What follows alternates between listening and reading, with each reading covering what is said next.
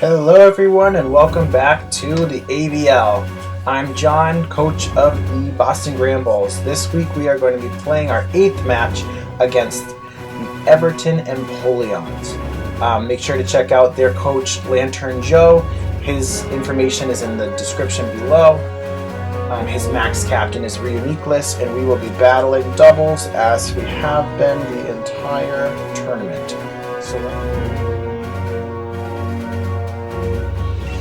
So let's see what he brought. So for the first time, he's bringing Toxapex. He has Uniqueless, he has Umbreon, Slurpuff, he has his Conkeldurr, and he has his Mawile. So he's got a pretty slow team, so it would make sense for him to run Trick Room, but I also double with Trick Room. So I don't know if he's going to just start with Uniqueless, and if he does, what is that going to do to, my momentum and my strategy? It's just a matter of timing. How's it going to work out?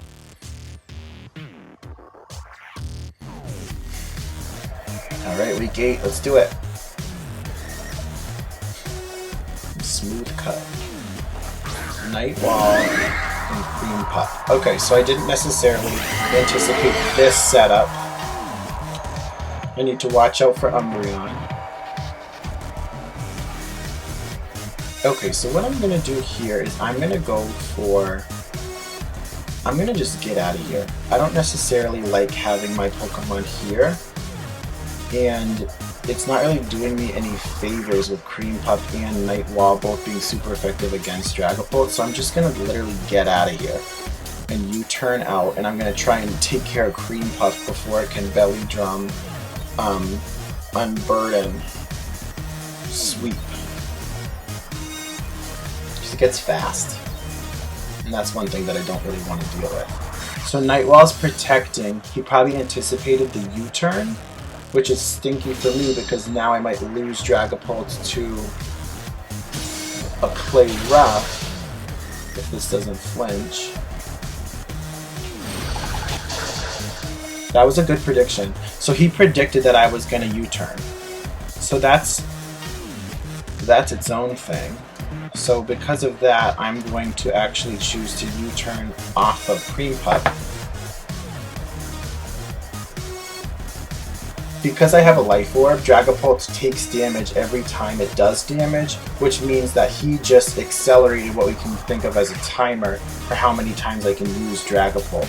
Because I took a hit, now Dragapult only has about 3 more attacks left in it before it'll faint from its Life Orb. He's got to make a pretty intense choice at this point. Is he going to lose Cream Puff before he can KO it? He's going to switch out, and in comes Spike. So Spike is his Toxapex. Yep, see, that's my Life Orb in action.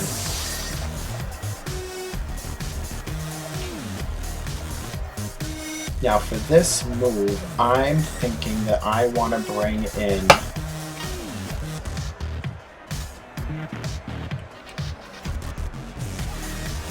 probably my Mudpie.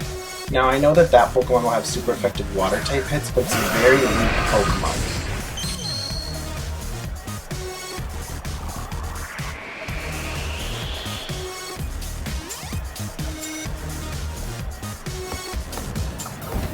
Now this is just to do big damage, it's not super effective. There's always the chance it's going to burn. Foul play. Good move. Doesn't do a ton.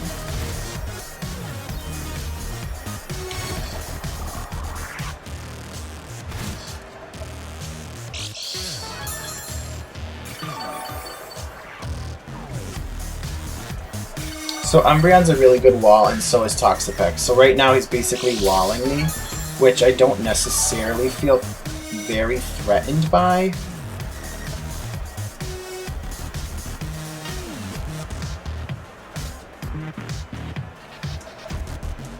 I'm also not really sure what his end game is with these two.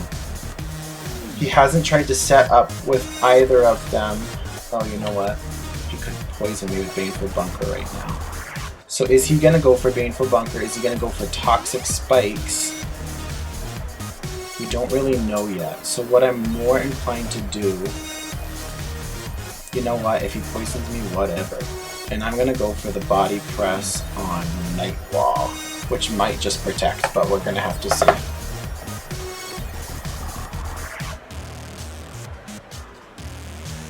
You know, I'll probably take a foul play from Umbreon on Cinderace, which will hurt.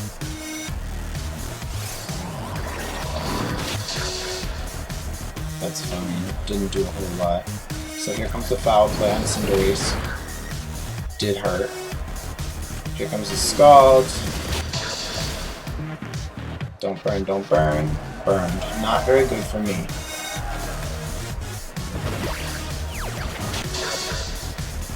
The burn definitely helped there. That was a crit. Ooh!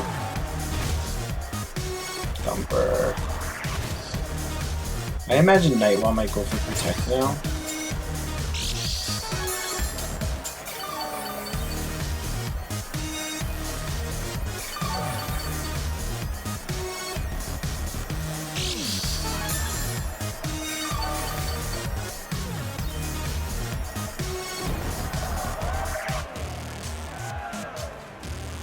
Okay.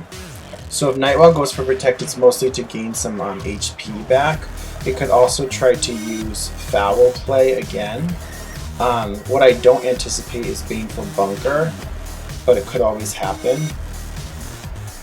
I imagine he thinks I'm going to want to U-turn out off of his Nightwall. If I get poisoned, it'll only last about 2 turns. 30 seconds to choose. Will he go for... Will he be KO'd by me? It's probably worth the risk in his mind. This is what I'm going to do. I'm going to try to go off of him, and I'm going to try and Rock Slide and see if the Rock Slide can flinch the Toxapex if he doesn't protect. Okay, so the U-turn connects. I KO Nightwall.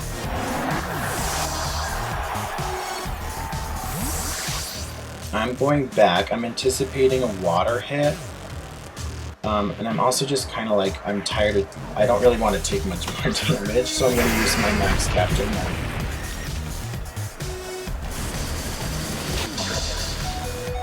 This is a surprising amount. It's also faster than me.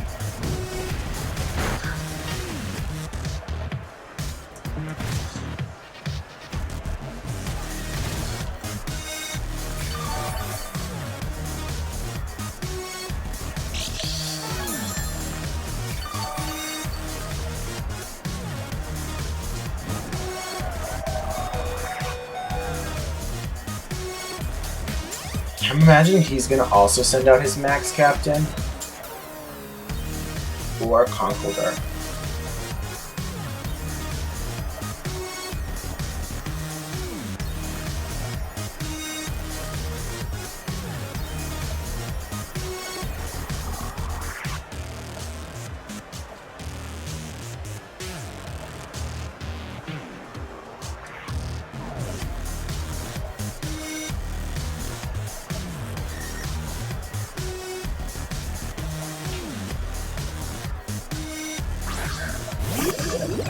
Yep, so he's sending out his Max Captain. We're probably both going to Dynamax the same turn.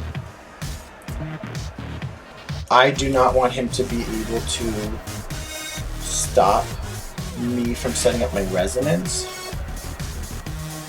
He'll probably KO me, but if he doesn't...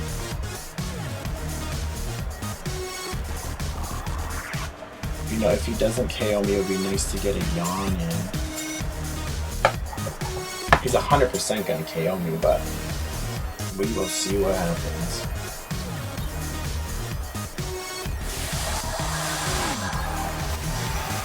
I'm not sure if he went for the Trick Room or if he went for his max too. Well, he might have gone for his because I think it goes in terms of speed. So my performance faster than his, so mine would max first. Yeah, I think he's gonna max.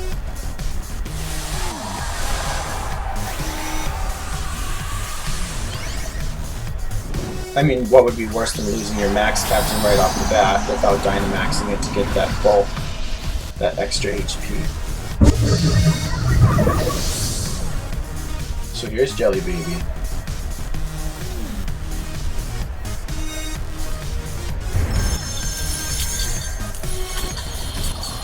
It's not gonna kill it. I'm mostly just trying to set up my shield at this point.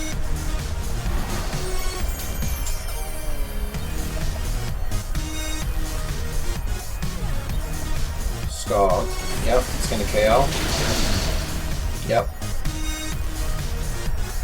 Good game, my pie. You did good. Next, lightning. So I have to watch out for that because it now is going to set electric terrain, so that's going to do more damage. It didn't do a lot to me, but that doesn't mean it won't do a lot to me. It activates my weakness policy. Now I have a really big choice right now. I need to figure out which Pokemon is going to help me the most.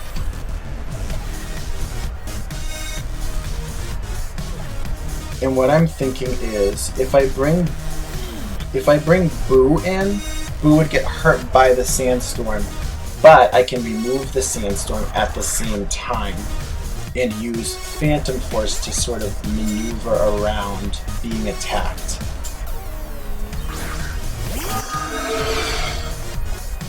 So what I'm going to do is max Geyser to get rid of the water.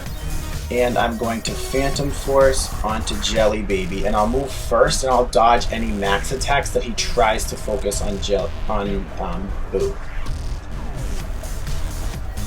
So here's to hoping that this strategy works out. You know, I really just want to change the weather with Lapras to water to boost me, as well as get rid of the chip damage from my own Sandstorm. And then I want Boo to set up the Phantom Force and dodge the attack.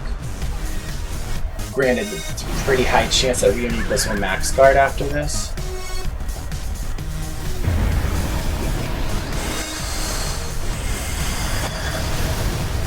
Surprisingly, I was able to use that to take out Toxapex. The weakness policy really boosted my damage output.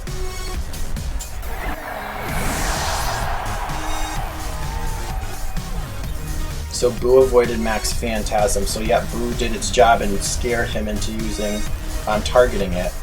So I at least made him lose one turn of Dynamax, so he has one more turn after this of Dynamax. He probably knows Thunder, he's probably anticipating that I would want to set Water, and he's probably going to set out something else like Conkeldurr that will do super effective damage on Lapras. In which case, I think I'm not even going to target, so it's Teeth, it's Mawile. So here comes Mawile.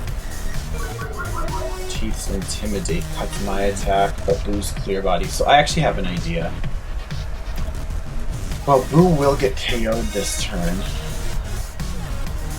So what's my best bet? They both take regular effective damage. I imagine Jelly Baby will actually either block it or survive, and that Teeth would then KO Boo. So why don't I just try and see if I can take out... That didn't do a whole lot. And I have one more attack in me, so if he wants to do whatever, that's fine. Teeth is faster than Lapras. Foul Play KOs Boo, that's also fine. I wonder if we'll see if it's a Life Orb. Mawile. It is not. So I max Geyser. And I one-shot Mawile. Fancy. Fancy that! Alright, so now he's gonna max Phantasm just in case it doesn't do a whole lot, but what's the added effect? Does that lower my special defense? My defense. And he has leftovers on? Okay. That's fine. I am surprised that this is not the end here. So it's raining right now, but I also don't necessarily want... I'm gonna use Thumper. Cream Puff is bad.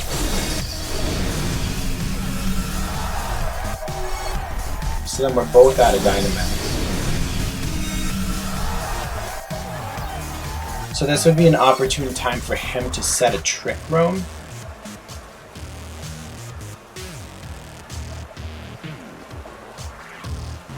I mean, the accuracy is not fantastic on that.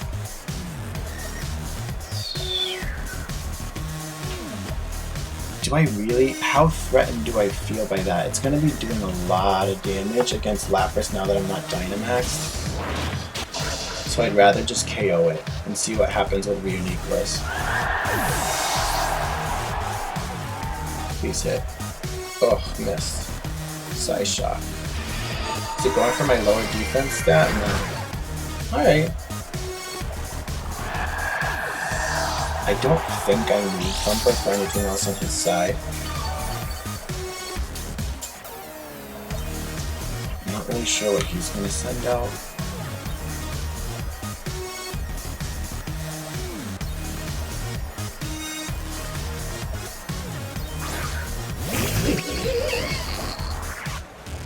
Big dunk.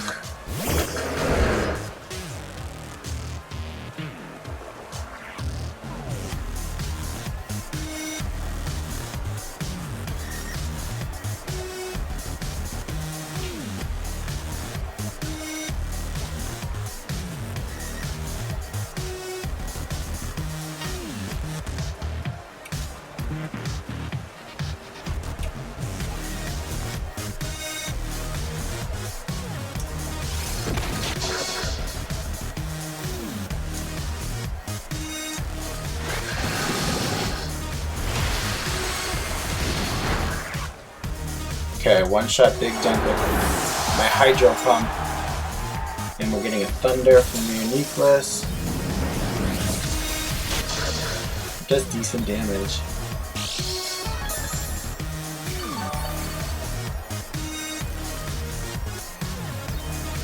Okay, Aurora Veil's off. So I'm going to take a lot of damage from that now.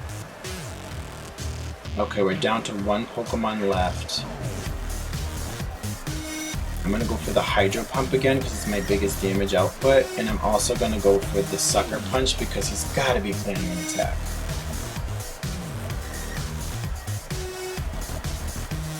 Sucker Punch connects and KOs. Good game, Lantern Joe. Victory to the Boston Granbulls, which means we are back up on a winning streak once again. Right before the next big shuffle. So for those of you who don't know, the dynamic shuffle system, it takes people's win-loss ratio and it matches people with similar battle ratios. So for people who've won more battles, they'll battle against other people who've won more battles, and I believe this is the last bracket of 4 battles before we enter the finals.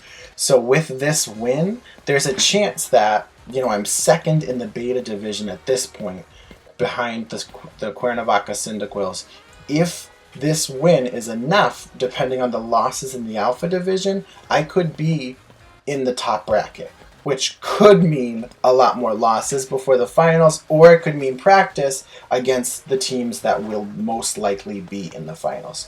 So, expect more content next week. Not sure who we're battling yet because, like I said, we're going to get a shuffle and find out then. So, thanks for tuning in. Like and subscribe, and look out for more content.